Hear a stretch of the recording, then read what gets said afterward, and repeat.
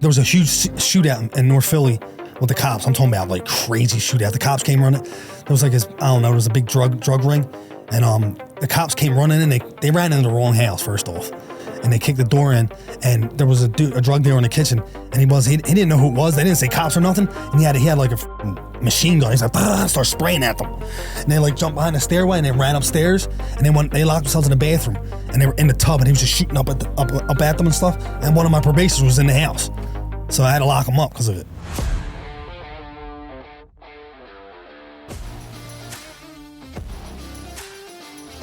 Chris, welcome to Locked In. Thanks for having me, man. This is your first ever podcast. First ever, probably last. I don't know. People might hit you up after never this. Know. Yeah, not many. And the thing that makes you unique about this is that you are our first probation and parole officer on the show, and not that many people in my position get to interview that, because a lot of them are currently active and won't do the show. And then even if a lot of people don't want to talk about it anyway. Yeah. But you emailed us and you're like, hey, dude, I got some great stories. I would love to tell you our perspective. Yeah. So you're allowed to talk openly and freely about things? It doesn't affect like retirement or anything like that? You know what? Let's talk about that. Talk about that. That's a good starting point. So March 5th, 2020, the day after my birthday, right before COVID hit, I got fired. Yeah. I was there for 13 and a half years.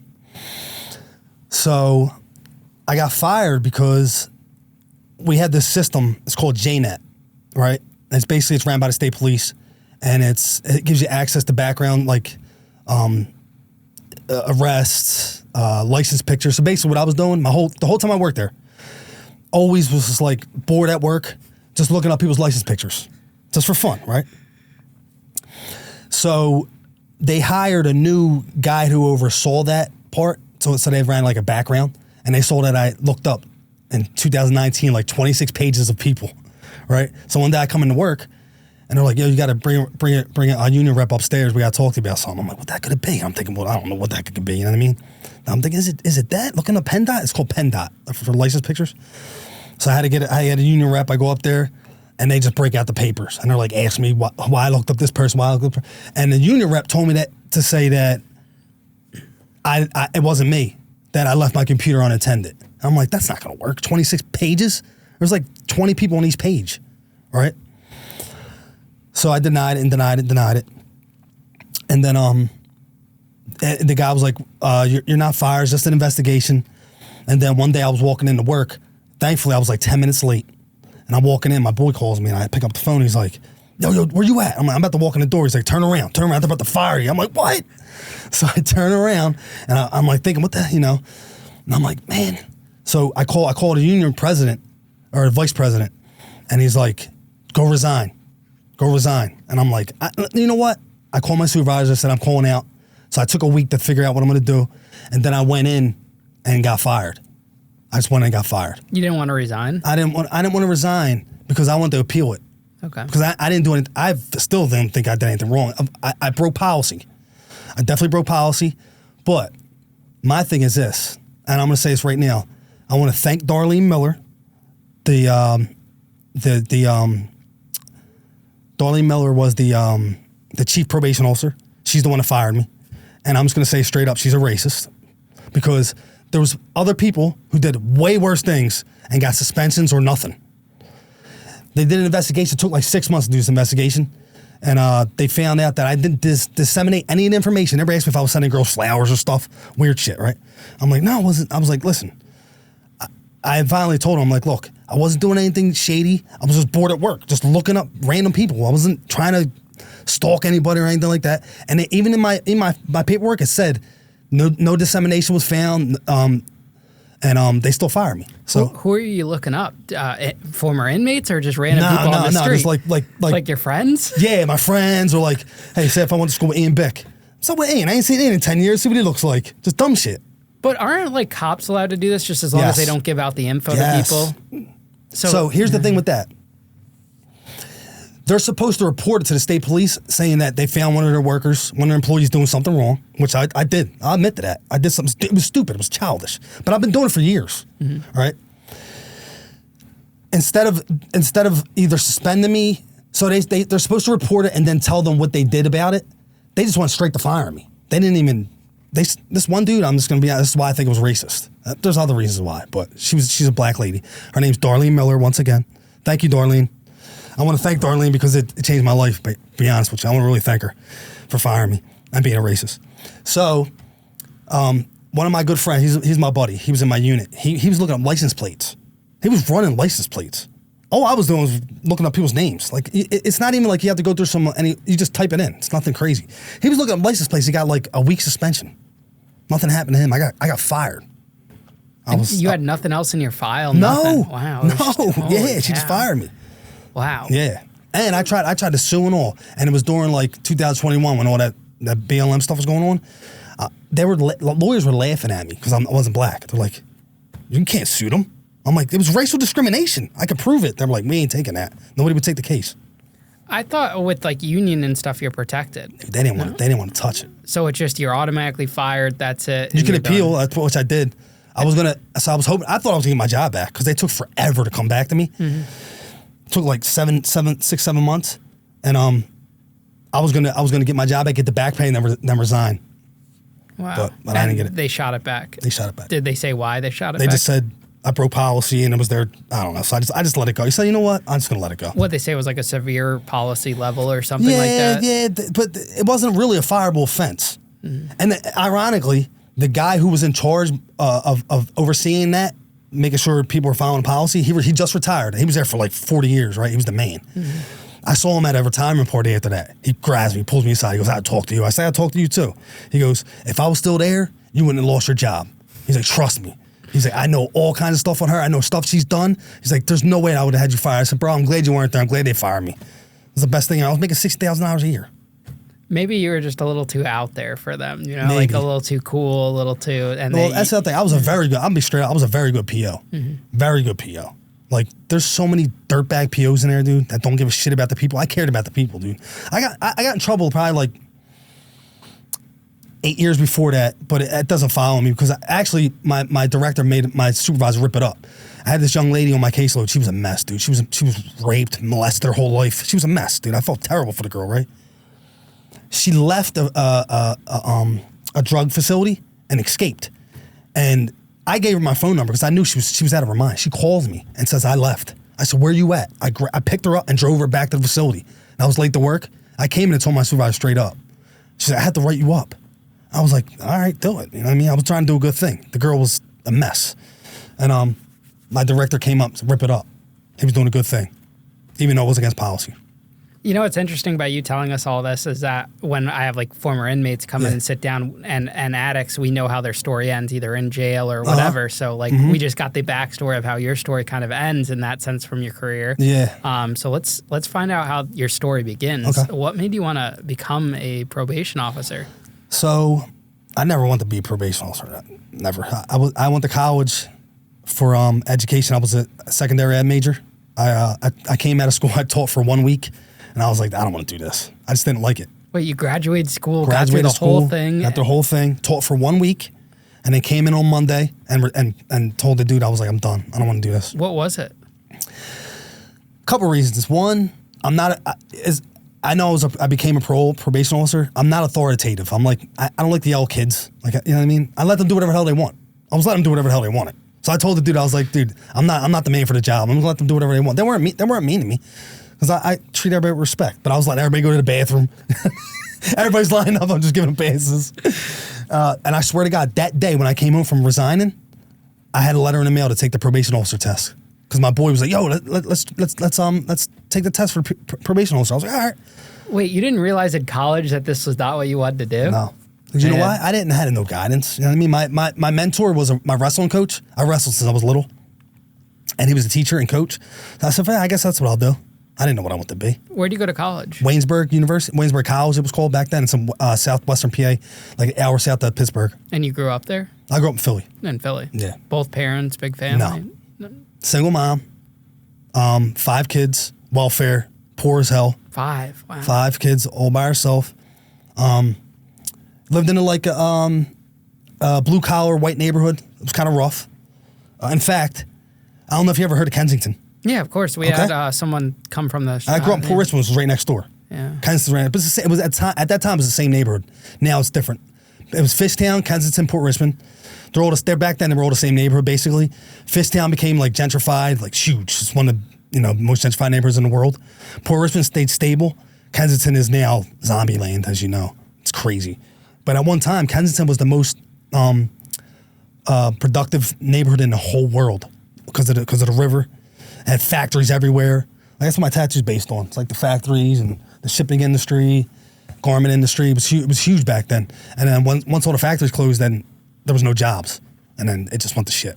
Wow. Yeah. So I grew up around there. Now, you were telling me you're not married and you didn't want to get married, and you're single. Is that because you had a single mother growing up? Nah, you know what? I think people try to say it's because of reasons of why, different reasons why is that. I think it's hereditary. My grandfather, my dad, my uncles, they're all womanizers. So I didn't even grow up around my dad. I'm just like him though. Just like him. But I never even really, when I got older, I was around him, but like I didn't learn anything from the dude. It's just, you know what it was, dude? I'll be honest with you. I tried to be in relationships, but bro, all I did was cheat. And I just felt bad. I got to a point where I was like 38 years old. And I'm like, dude, I got to stop doing this to women, man. At least you're honest. I know. And before I was a liar. I look back and I'm disgusted with myself. Now I'm just straight up honest, and it's the best thing I've ever done, dude. Just be honest. Why do you cheat? Because I can't, I love women. I can't, it's never satisfied, I guess. So just be single, hop around. That's what I'm doing. That's what I'm doing now. Yeah, but at the time I was younger. I didn't know. You know what I mean? I would try to convince myself I could do it. I would try, but I was like, this ain't for me. You got to tell him out there. I'll tell him. You got to talk to him. I'll talk to him. Oh, that's funny. Okay, so you decide school isn't for you, like to be a teacher. Yeah. How old are you when that happens? I was 26. 26. So did you graduate college late? I graduated college when I was 24, and I had to pass my boards and stuff, and I kept missing by like 1 or 2 points. So I was just floating around. I was coaching wrestling and doing. I was working for my buddy's plumbing business. So then finally I got a job, and by then I was 26. So I was like, I think I was 25 at the time. By the time I got hired at the probation office, I was 26. What are the prerequisites? You just need a bachelor's degree in anything. That's it. That's it. So a there's bachelor's in anything. No criminal justice. Any bachelor's. Wow. Any bachelor's. And this is a state position for Pennsylvania. It's city. For city. Yeah. Okay, you're hired by the city. Hired by the city. But it's a state job technically, or it's it's just a court. It's by the court. It's the courts. So it's like First Judicial District. Okay. So it's like it's under city government, but I think we get paid by the state or something like that. I forget how it works. Now you got hired. Starting pay is how much? Starting pay was $38,500. And what year was this? 2006. 2006. And I was living in Fishtown. I was with my roommate. We had like 200 hours a month. We had to pay each. I was living it up. You know what I mean? What's the cap on a probation officer maxed out now, or in 2020 when you left? I think it's like around 64 or something. 64. That's it. Something like that. I think I might have been maxed out. So the thing I realized with my probation officer is you're like always on call.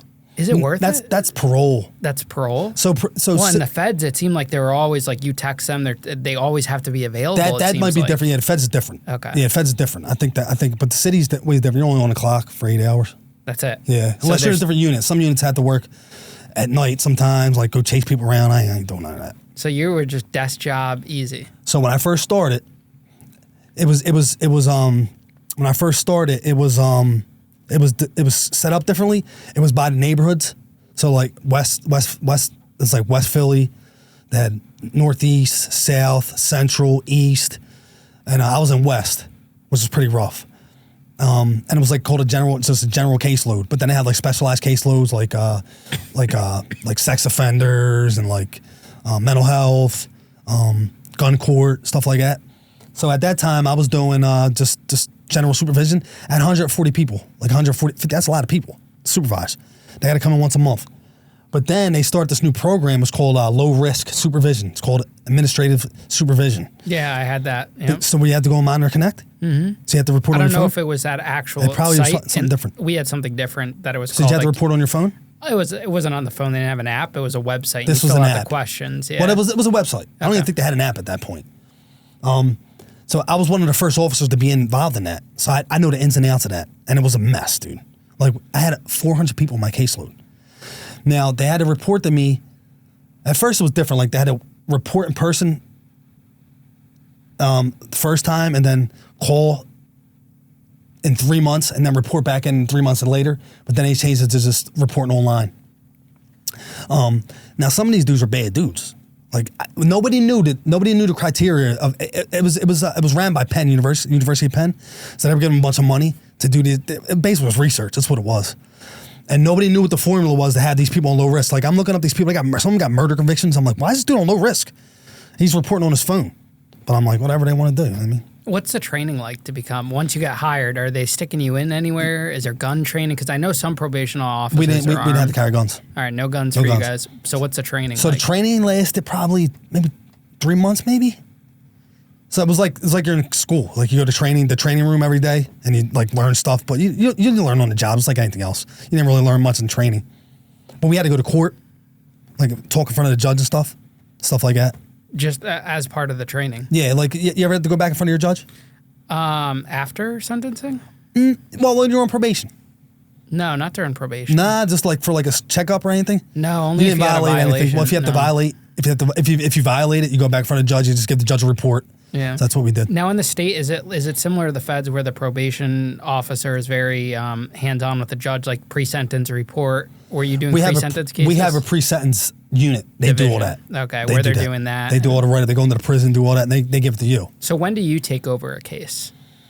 It depends. Well, usually it's right after. It's two ways. One is I get arrested for an offense. I go to court. I don't go to jail. They give me 2 years probation. They send me down to intake unit. They say, go meet your officer, Christopher Vicente. Go over to the building, meet him, and then that's when I set them up. Or they get paroled. Say if they have like a city sentence, like what was it, 11 and a half to 23 months sentence. If they get paroled early, then they come to me. That's why it's probation parole. But usually most of them have probation tail.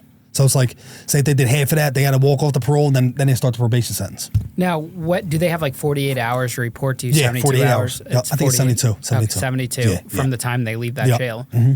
What's like something wild you've seen someone do in those 72 hours before reporting to you? Because technically, the way it's written, the rules, that you could pretty much do whatever you want, like until you report. It depends on the officer too. I mean, yeah, and how much leeway you have. Yeah. Was there anything crazy you've witnessed? Not in 72 hours, not that I could think of.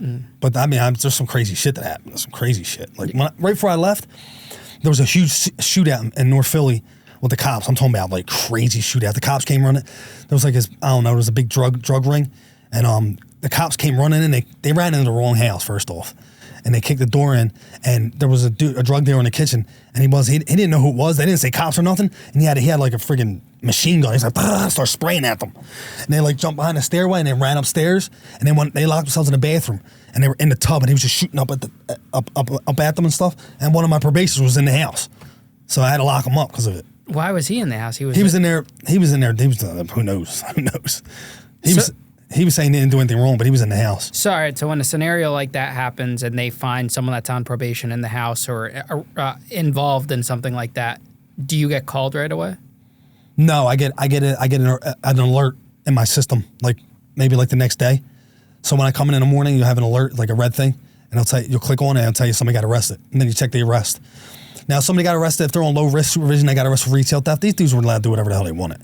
If you got arrested for 5 major offenses, then I had to lodge a detainer. So it's aggravated assault, murder, rape, arson, and aggravated assault. Arson. Yeah. So I think it's 5. And then you have to send them right to jail. I lodge a detainer, and they're in there until their case is disposed of, and then we go back in front of the judge. Whatever happens, if they get found guilty, then it's the direct violation. But the funny, crazy part about it is, if they get found not guilty, it's still a violation. It's still a violation. Yeah, because the bar is set so low for a violation. Just the arrest is a violation. Okay. Even if you're found innocent.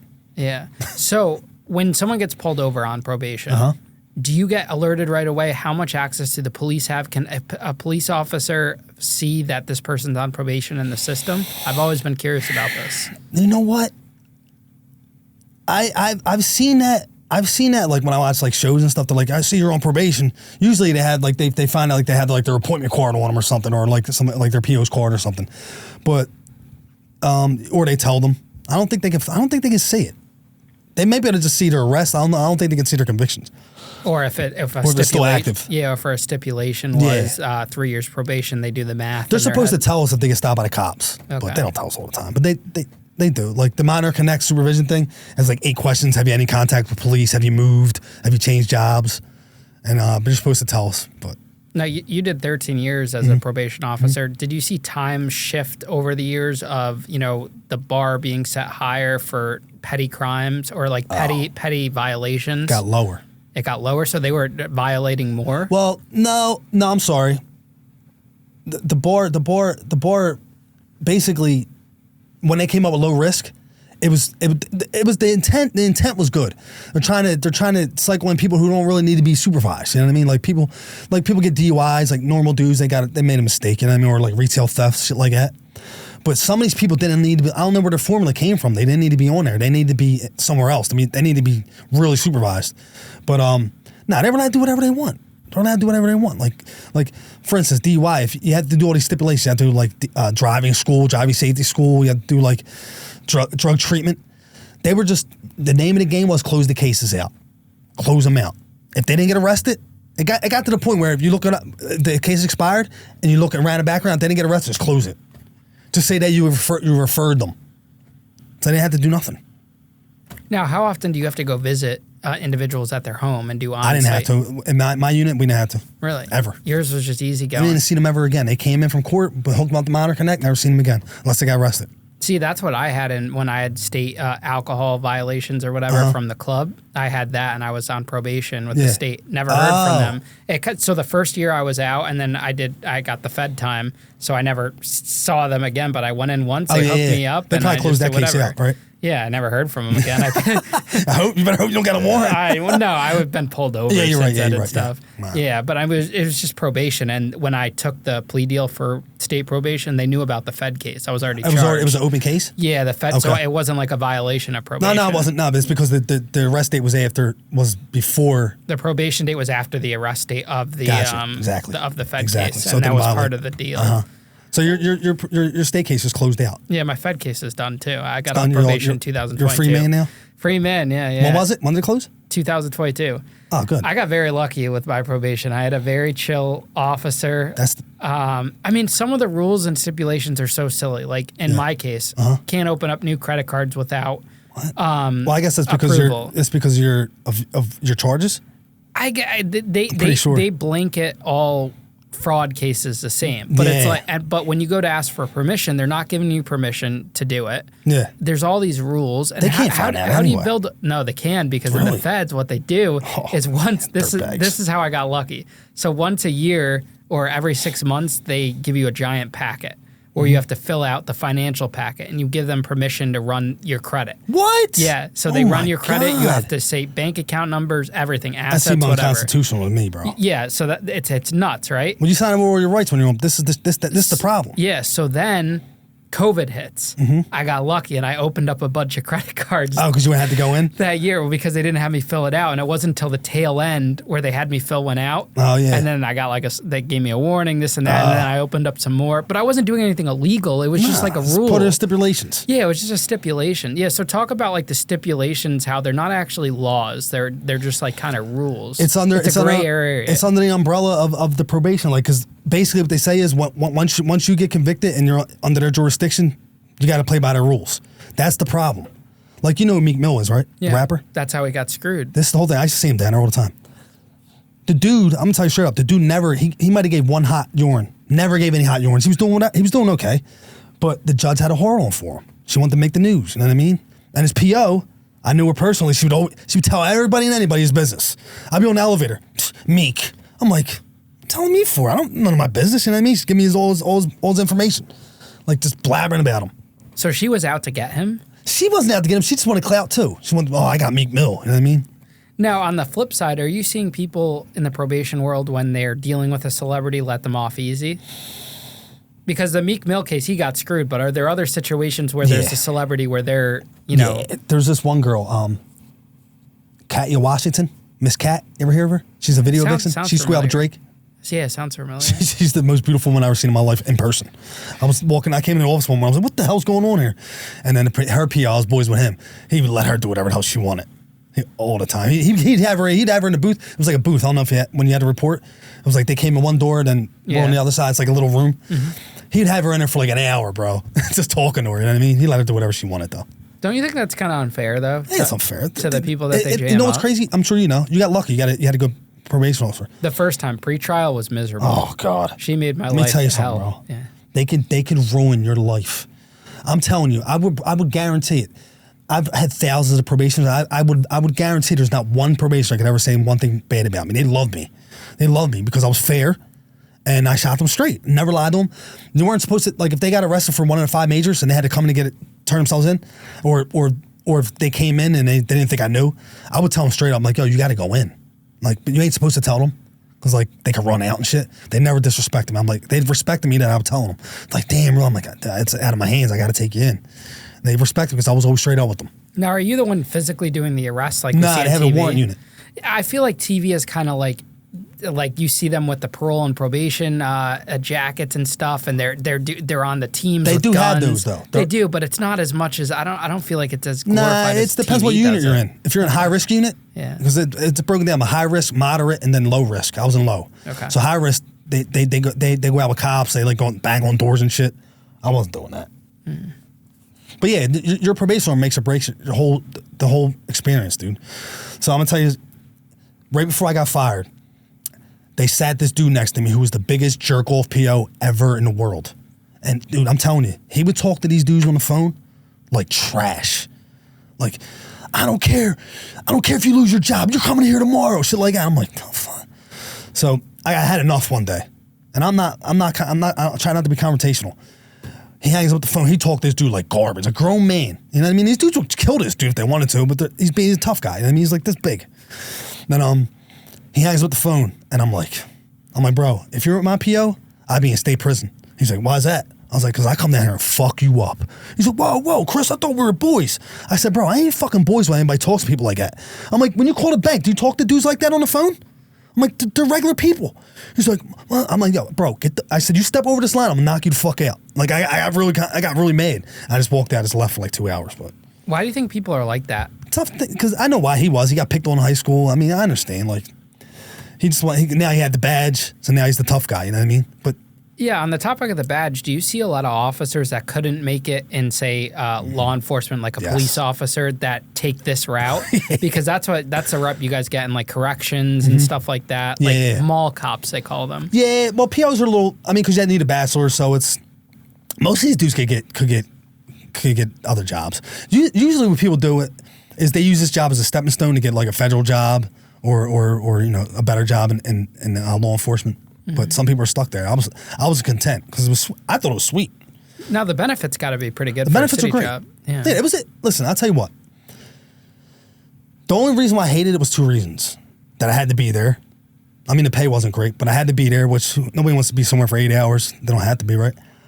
And the administration, they never talked to us, and we were the ones on the front lines. They just always thought they knew what they were talking about. They never knew what they were doing. You know what I mean? I miss the people. I miss my probationers. They were awesome. I miss some of the people I worked with. But then you got tough guys like that who think they're tough, and it's so sad, dude. What do you think was the most interesting case you had, or someone else maybe in the department? I'll tell you what, crazy one, man. Yeah, this is messed up. Had a dude who was on my caseload. I locked him up, and he got out. Well, when he was in jail, he made friends with this dude, right? And the dude was gonna be in there for a while, so he thought it was his boy. He's like, "Yo, man, do me a favor. When you get out, I'm gonna give you my address. Can you go by my mom's house and make sure she's all right?" This is an old lady. "Oh yeah, no problem." Gives him the address, knocks on the door, says, "I'm so and so's boy from jail." He probably called him and said, "My boy's gonna come." She lets him in. He rapes her, and rapes her dog, bro. Dog? The dog. This dude's demented. He raped an old lady and a dog, bro. And this was supposed to be his boy. This is supposed to be his boy, bro. And the guy that did this was on your caseload. Yeah. So he had gotten out already. He got out, yeah. He's gone now. God knows. How many years did he get I for don't that remember. second? So you violated him and had to lock. Yeah. What was his initial charge? I don't remember. Holy cow. Yeah, he got out, dude, and did that to her. Raped the dog. So what do you say? What goes through your mind when you hear that happens and when someone's telling you this? Well, I read the police report. So I didn't never get to see the dude again. Because I just lodged the detain. Well, he wasn't coming out anyway. He raped the lady, you know what I mean? Did you ever hear backstory? Nah. Nothing. Nah. I just remember reading the police report like, oh my God. And it was probably over something silly and that he just went to happened in rob her. prison. He went to rob her. He just went to rob her. He robbed her. But he was like, I might as well rape her and her and her dog. I don't know. Crazy, bro. Now, on the topic of weirdness and what weird things people do, there's a big fascination with sex offenders, chomos. Mm-hmm. What are some of like the stipulations that these individuals get when they get out and they're on probation? For the sex offenders? Yeah. I've never been in the sex offenders unit, but I know a little bit. Like, you're not allowed to have Is it true about like no internet? no internet access. Yeah, they can go through your phone. They can go through your computer. They can go in your house. They can do whatever the hell they want. How do they monitor no internet in 2024 in any age right now? They probably check to see if they got a router in their house. Maybe. I mean, you don't even need internet. You can just be on your phone. But there's ways around. They probably have a burner phone. But if you have a regular phone, these sex offenders are dumb. You know they're dumb as shit, dude. They're just dummies. They're always messing up. Wow. Yeah, I just know that no internet. You can't. There was one like can't be around like dudes have girlfriends that have kids. They try hiding it. You know what I mean? And they find out they live with a kid. Get violated for that. So you do see these guys going to get girlfriends after? Oh yeah. Really? Dude, there's girls that friggin' let them have their kids. You ever hear about that shit? No. Oh my God. Women meet dudes and let them have sex with their little kids. Really? Yeah. This happens? This happens, dude. Crazy, bro. I don't know what it is with them. I don't know if they're weirdos. That's the women's got to get charged too, right? Oh yeah, no doubt. No doubt. Wow. That happens a lot. So now on an individual's file, how much access do you have? Like, what can you see when you first get a case? When we first get a case, for me, for low risk supervision, there's disqualifiers. So if he scores low risk, whatever the friggin', I don't even know what the criteria is. Nobody knew. He scores low risk. He comes to me, or he or she comes to me. I have to immediately do a background check. It's an NCIC check. It's nationwide, and I can see all their arrests and all their convictions. And if they were convicted of any sex crimes, they get shipped out right away. They're not low risk. If there's any sex crimes ever, you get shipped out. Or if you have aggravated assault within the last 5 years anywhere in the country, you get shipped out.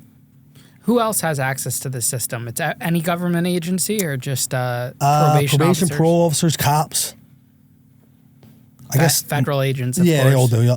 Okay, Mm-hmm. and so that system, right? If someone like scans a thumbprint or something and that pops up, say they get booked, that goes into that system. Everything populates into there. Yeah. Yep.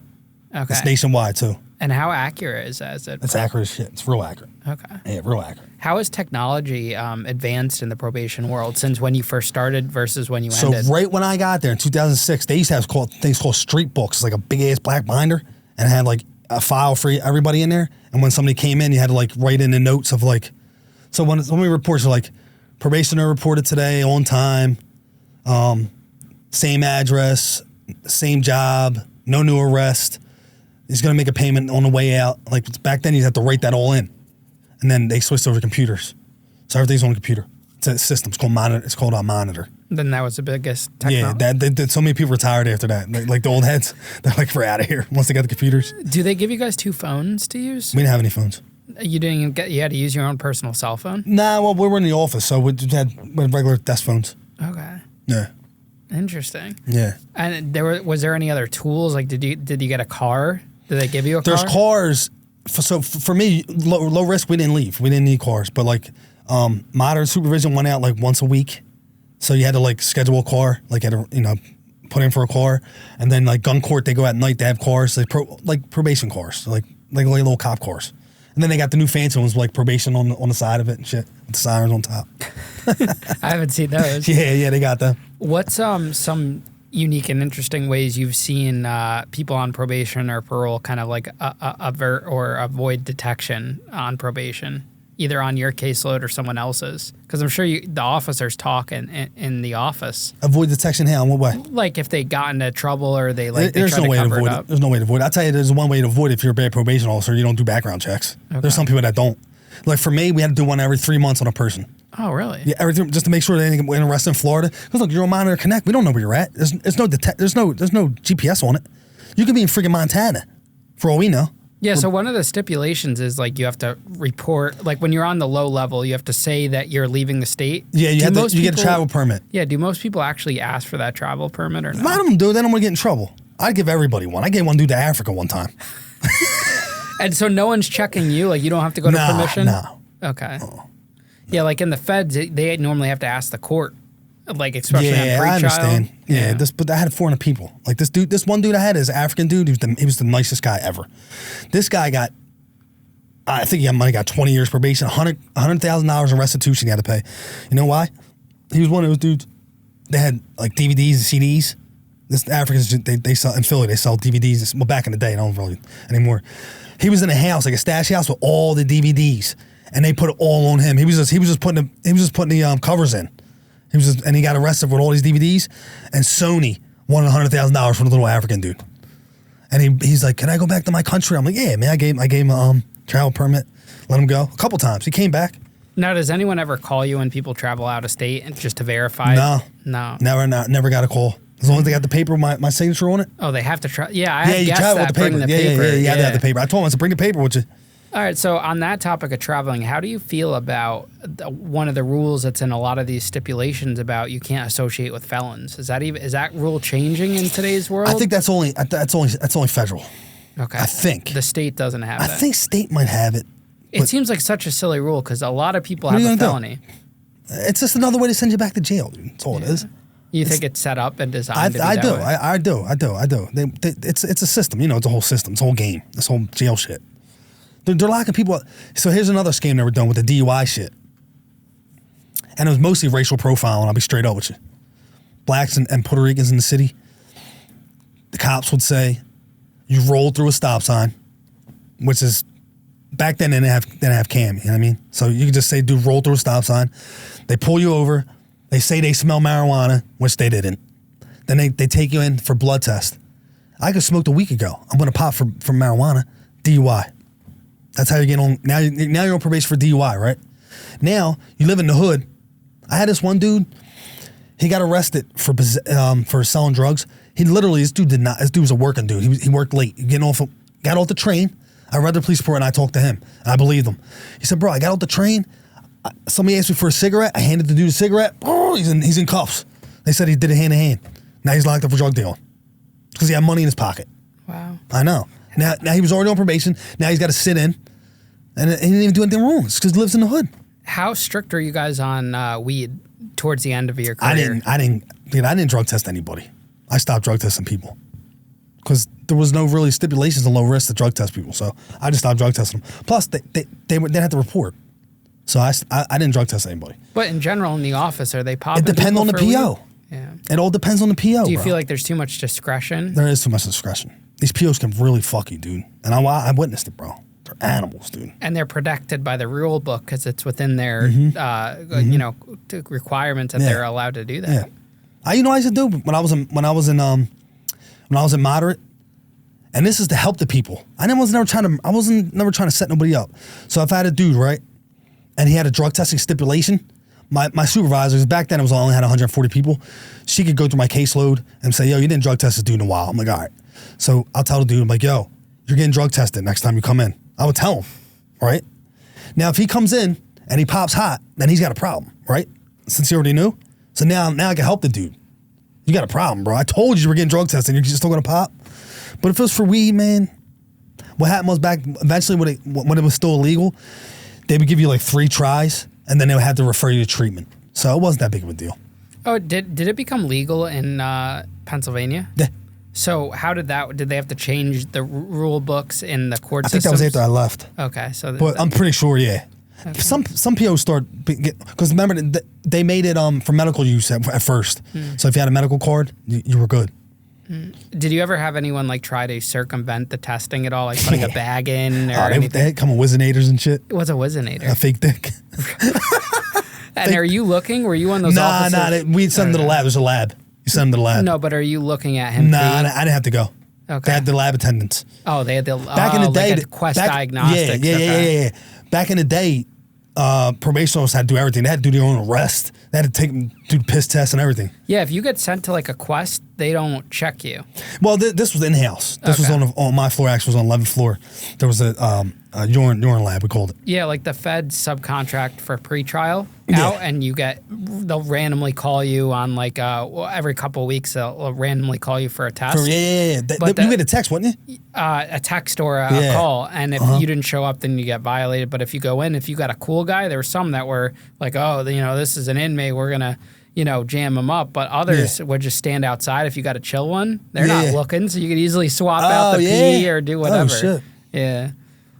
That's good, man. Some of these POs are just on a power trip, dude, just like cops. So depends. Did you catch someone with that rubber dick? No, I never did. Okay. No, but I've heard.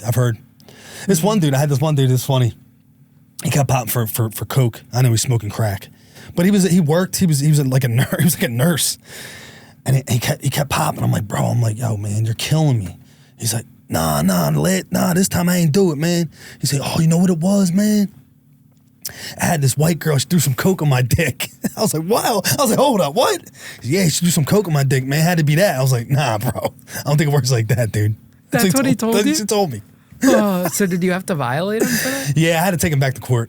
Oh, shit. I forget what happened. I don't think he got violated, but... So, and what, for violations, do you have the one-on-one with the judge during the violation hearing? Yeah. So we go to court, and you sit in court, and he's in there, whether he's in custody or he just comes. And I'm in the front row waiting, and they call my case up. I walk up with the report. I just present to the judge, tell him why he's on probation and why we're here, and what do I recommend. And how many times are you recommending going back to prison? Only when it's policy. Like he got a new arrest and got convicted, so it's a direct violation. I have to request that. But if it's something else, like the case got thrown out or he tested positive 3 times, well, like, Your Honor, we're just gonna refer him to treatment and just monitor it that way. Now, can there be any real change or effectiveness of probation officers if you have 400 people on your caseload? Let me read something for you real quick. I'm gonna read our mission statement. Okay. This is funny. What, do you got it saved in your photos? Yeah. No, I wrote some notes down. So the mission statement is this. The mission of the Philadelphia Adult Probation and Parole Department is to protect the community by intervening in the lives of offenders. Bullshit. All they do is freaking intervene in a negative way, for the most part. We hold them accountable by enforcing the orders of the court. Bullshit. We're just closing out cases. Through a balance of enforcement and treatment strategies, we afford offenders the opportunity to become productive, law-abiding citizens. Bullshit. The APPD provides all possible assistance to the victims of the offenders we supervise. Another bullshit. We don't provide possible assistance. We refer them places, and some of these places ain't even open anymore because we don't even know. Like we don't even. It isn't like we have like a blanket like list of places to send people. We have our own like over years of like sending people places. Then we have like we build our own relationships. There's no really like book to where saying, look, this person needs this, send them here. You know what I mean? Why do you think more aren't coming out and speaking out against it like you are? Because you're exposing them to a certain level. You know why? And it makes me think, if it can't just be one city and state that's like this, because in my experience, mine's very similar to what you're describing. Mm-hmm. So it's all over the country. You know what it is, dude? And that's why I should have said this in the beginning when I was talking about the chief probation officer that fired me, is people are going to see this, some of them, my old coworkers, they think I'm bitter. I'm not bitter at all. I'm just speaking the truth. Even when I worked there, I wrote, how people say, oh, if you complain, then you should have a solution, right? I wrote out a list of 15 things how to make our unit better, and I sent it to my director, and he was like, I'll send it up. Never heard back. Like, because I worked in this unit from the beginning, so I knew all the flaws, and I was trying to make it better. And they just dismissed it.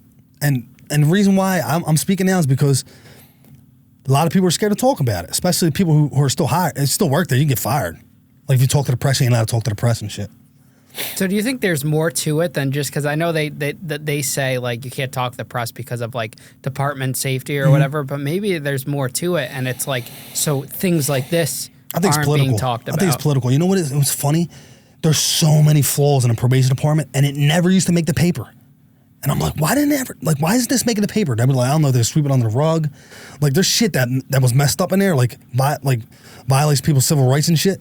Never heard about it in the paper. I don't know why that was, but I always said, if I ever leave this place, I'm airing this place out, man. Well, a lot of individuals don't have the resources to even fight it. It's like a lot of I've noticed unjust things all the time in the system, and you hear about it on the show. Yeah. But individuals don't have the resources to fight it. Yeah, they don't know. But that's starting to change a lot, though. Yeah. Ever since, 2021 with the cops and shit. Like, a lot of people know their rights now. They do, but I still think there's just like a lot of, kickback and roadblocks and whatnot. Like I deal with, I invite politicians on, I deal with certain things, and they're all, it's funny. They could go on TV and talk about, everyone wants to use reentry, reform, the criminal justice system, right? Yeah. But behind closed doors, they don't want to be associated with that. No. Which is why I kind of love this whole thing with Trump in the world right now, because he's a political figure who now has a felony on his record. I was thinking about that the other day. Yeah, he can still run for president, though, right? He's running for president. He's out there. He's in their face, and that's the mission of this show. Who cares if you have a felony or not? I know. If you didn't kill anyone, exactly. You didn't want to. That's done for a reason. That's to keep people out of the workforce. Yeah, that's what that was. There's people who can't get a job because they have a felony. It's so screwed up. It's crazy, dude. I saw something that they were looking at, having the right to have a gun again if you are a felon. They're looking at that, I think, in California, which makes sense. If you're convicted of fraud, right, and you're a felon, right, or a nonviolent drug offense, why are you not allowed to have a gun? Which is it's all politics. Your amendment, right? But you can have all the other amendments. Yeah.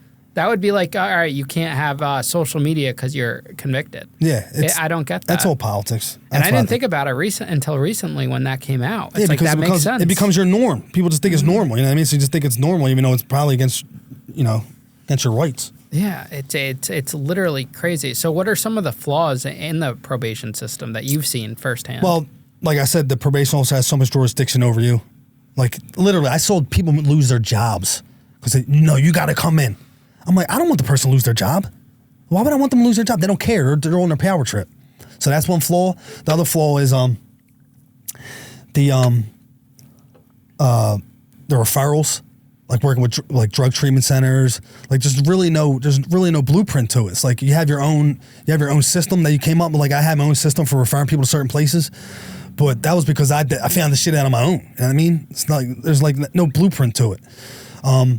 I also think, and the funny thing is, when I first got hired, actually, one of my interview questions was, why do you want to be a probation officer? I was like, well, I want to help people, and they're looking at me sideways, you can't help everybody, right? I'm like, I know I can't help everybody, but I want to try to make a difference. You know what I mean? But it's all they care about is closing down cases. They don't care about helping anybody, especially people on drugs, dude. There are a lot of people out that are drug addicts and shit. They don't help them, man. Yeah, do you think that the system takes the ones that the good ones that go in with the right reasons and kind of turn them bitter and angry and along the lines of not wanting to or not seeing out why they started? Mm-hmm. Also, they're scared sometimes. They might have contact with the cops and now they run. They don't report. There's all different reasons. People are not sure of the rules.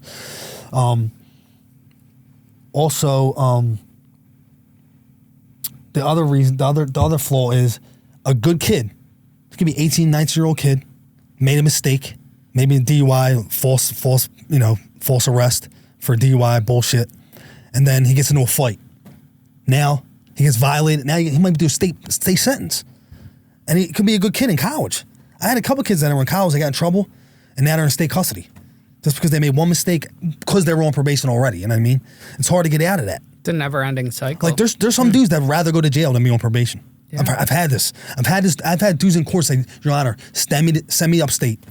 I'd rather be upstate so I can walk this off and then be a free man. They'd rather go to jail.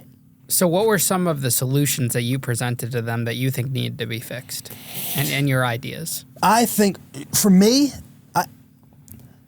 this is one of people used to criticize before, some of my coworkers. Why don't you have them call you Mr. Vicente or Officer Vicente? I'm like, for what? I'm like, is them calling me Chris going to stop them from getting arrested?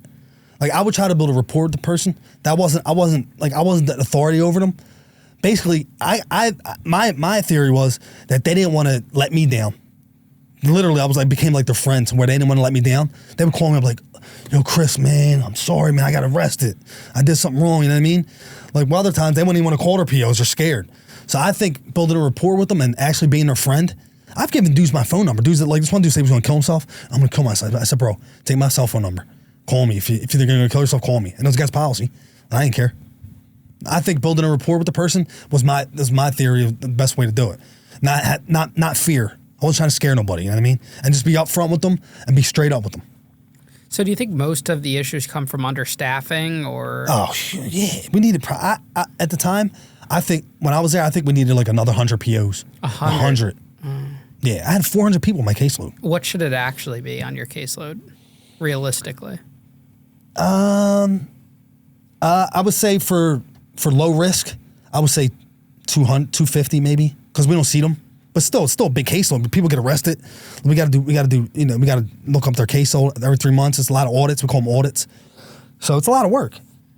But I got to the point where, dude, I was coming. I wasn't doing nothing, dude, because I got so fed up. Nobody cared. Nobody cared. Nobody cared about trying to help anybody.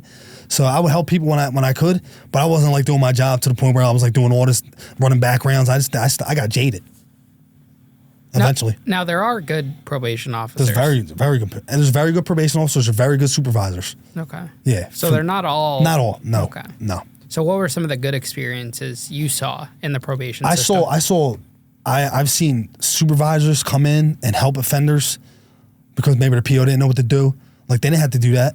You know, come in there and really help people. Like really help people. Like I've walked people to drug treatment before. I wasn't allowed to do that. There's like a drug treatment center not far away. I walked people there. So let me tell you this. So let me explain something to you. So when you walk in the door, right, of the probation office, right, you walk in, you got to do metal detectors. Sometimes there's a line. There used to be a long ass line back in the day. They got away with that. But so you walk in the building, right? Your first experience is with a security guard who's a jerk off, who's mean to you. Take all your stuff out your pocket. Take your belt off, like yelling at them and shit. And they're already disrespected. And, you know, disrespect's a big issue anywhere, especially when you're in prison, right? Disrespect's a huge deal. So they're getting disrespected by them. Then they get on an elevator. They come upstairs. Now they have to go to the window to talk to the secretary, and they're rude, right? Sit down. Your PO will be out. Then you got POs make dudes sit out there for 2 hours, bro. Sitting out there waiting for the probation officer for 2 hours. It's ridiculous. I never made anybody wait. It's ridiculous. And then, so now they're pissed off. Then they go into the see the PO, and their PO's mean to them. You know what I mean? So it's like they got all this disrespect all the way through, and then they're late. Maybe they got to go to work. They're 2 hours late to work. It's crazy, bro. Yeah, it's never ending. So mad. It's never ending, dude. Yeah, but like I said, it's not all the time. The respect thing is a huge. very big thing. Dude, that's why they love me. So the other thing is, so it's called an intake appointment. When they first come from court, they come over to see me. I got to like sign them up for Monitor Connect and go to all their information, make sure I got all information right, their job, where they live, and all that. Some people come in pissed. They're mad. Maybe they got railroaded, or some people don't like that. I may have Puerto Rican, but I look white. And like some people they don't want a white probation officer, so they're rude to me, right? You know what I would do? I kill them with kindness. I just be nice to them. I understand you're mad about court, man. I'm sorry about that, bro. And like, just be friends with them. I'd have them in my hands within 2 minutes. That's simple. Other POs, they start screaming out, "Get the fuck out of here! Fuck you think you're talking to?" And then it was a big issue. You know what I mean? So I just treated people with respect. Yeah. What do you say to those individuals that have kind of like a bad taste in their mouth about law enforcement that come and are now sitting in front of a probation officer and kind of giving them doubt right off the bat and not a fair chance? I would, like I said, I would just kill them with kindness. I wouldn't get all upset because I understand it can happen to me. I could have been on probation. You know what I mean? So I just treat them with respect right away, and just let them get it out, and just tell them that I'm a fair probation officer. I'm not trying to hurt you, and I'll just be straight up with them. And eventually, literally within 2-3 minutes, I'd had them in my hand. What advice would you give to an individual that's on probation but has a officer that's out to get them or is not treating them fairly? What can they do in that situation? You gotta call the supervisor, but that shit don't always work too. That can hurt you. Because if the supervisor is going to tell them that you've had a complaint against you by so-and-so. It's tough, dude. You can request a new a new PO. That's possible. That doesn't always work though. Okay. It all depends on the supervisor too. Some supervisors don't give a shit about nothing. They don't even do their job. But yeah, you can request a new PO. You can talk to the supervisor, and if the supervisor does their job, maybe they can talk to the PO. But the PO will find ways to jerk you off, you know what I mean? Yeah.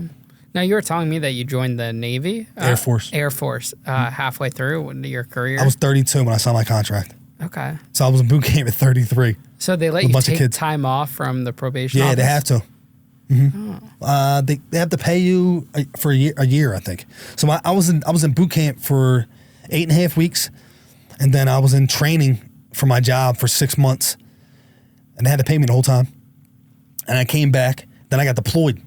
I got deployed from 2015 to 2016. Where'd you go? I was in Qatar, Kuwait, and Jordan. Oh, wow. Yeah, it was beautiful, though. Beautiful. And what was your actual position? What were you doing? I was an electrician. Okay. Yeah. So do you do electrical work now? Nah, I'm a retired vet, disabled vet, 100% disabled vet, and I have real estate. You got hurt overseas? PTSD. I was diagnosed 100% disabled, all PTSD. From your time overseas? Yeah. Yep. Wow. Yeah. So I'm retired. So once I got fired, 6 months later, I got my 100%. That was, how long does it take you to get actually designated as disabled? It depends on your case. For me, it took about 2 years. So initially I applied. I got 50%, and then I appealed it, and then got 70%, and then I appealed it again and hired a lawyer, and they got 100%. And they give you full benefits? Full benefits for life. Wow. It's amazing. And a monthly salary, all of that? Yeah. Yep. Tax-free. That's why I moved across the bridge from Philly. I live in Jersey. It's no tax. I don't have to pay any taxes. Property taxes. There's no property taxes in Jersey? No, there is, but if you're 100% disabled vet, you don't have to pay them. Just in Jersey? Not anywhere. Oh. In the country. You were saying you moved, though. I moved from Philly because the taxes in Jersey are high. I wouldn't be able to live there if I had to pay the taxes. Yeah. I got you. I got out of Dodge. Wow, so you don't pay any property tax? No property tax. My property tax would be $8,000 a year. Holy cow. I don't know how it is up here, but And do you own a house or? yeah, I own my house. Okay. Yep. And I got real estate in Philly, Okay. so I'm a landlord too. Wow. Yeah. And then how do you stumble across this show? All I watch is YouTube. Ever since 2021, when all the freaking political shit going on, I stopped watching TV. So all I watch is YouTube, and your show just popped up. I think I seen you on The Connect. Ah, and Johnny Mitchell's. Yeah, Johnny Mitchell. Yeah, I saw you on there. Yeah. Then I started watching your show. Yeah. Oh, so a few months ago when I did Johnny's show. Is that when you did it? Yeah, How long ago was it? November it came out. Yeah, about then. Wow. Yeah, it's about when I Do started you watching. watch any other prison YouTubers? Who else is there? What's his name? JD, maybe? Nah, I don't know that one. He's the shirtless guy. All the tattoos. He was on my show I don't last think year. I've seen that dude. He's a shirtless dude? Yeah, he wears he doesn't wear a shirt and all of his I'm stuff. trying to think of the dude that's he don't show his face either. Black dude, just got out of jail. He used to wear the Herc, big Herc. Oh, I've never met You know him. what I'm talking Yeah. about? I forget the name of his show. Do you think that law enforcement, probation officers, anyone could learn from watching channels like these? Learn in what way? Learn about who inmates actually are as a person. They know. Do you think that could help They just them? don't care. They don't care. So it's about not caring. Yeah, they don't care. They don't care. And prison guards are terrible too. You've seen it. But you got some cool prison guards too. Yeah. Just like anything else. Yeah. It's the same thing with the probation gig. You got some prison guards. You know what it is, dude? You know what it is for me? I know why. I'll tell you why I was a good PO and I can get along with anybody, of any color, any race, any religion. I went to public school in Philly from 1st to 12th grade. I'm talking about my middle school was the breeding ground for state prison, bro. I'm not kidding. It was rough. And I just learned how to get along with everybody and just I was friends with everybody. You know what I mean? So if you're not worldly and you grow up, I'm not saying like you went to private school, you can't be a good PO, but like you don't understand certain people. You know what I mean? You don't understand certain cultures. You can't talk to certain people a certain way. You know what I mean? It's just the way it is. You're going to have to fight them. So I learned to be, I think I became a good PO just because I went to public school, dude. It was rough. In Philly, it was rough, bro. Real rough. Do you ever miss it being a probation officer? Nah. I miss the people. Like I said, I missed some of the probationers that were, first of all, they were funny as shit, a lot of them. And I miss some of the people I work with. But then again, like, I got fired, and some of the dudes I thought, or both women and men, I thought were my boys, like, were my friends, and they didn't even reached out. You know what I mean? Kind of messed up. But I talked to some people still. And what do they think about you getting fired? They think it was bullshit too. Literally, I'm telling you, it was I think it was racist, but. I mean, it sounds like you might have just been a little too easy going there, and that you didn't fit the mold, and they had to get rid of you. Nah, I don't think that's what it was. Because that does happen, and if you don't fit the mold in some of these places. Yeah, no, it does, but I don't think it had anything to do with that. I just think I wasn't the right color at the time. I really do. Because there's people that done way worse shit that kept their jobs. People got arrested, kept their jobs. I didn't do anything wrong. I broke policy. I didn't do anything demonic. You know what I mean? But besides be a good PO. Yeah, I thought I was a really good PO. I'll stand on that.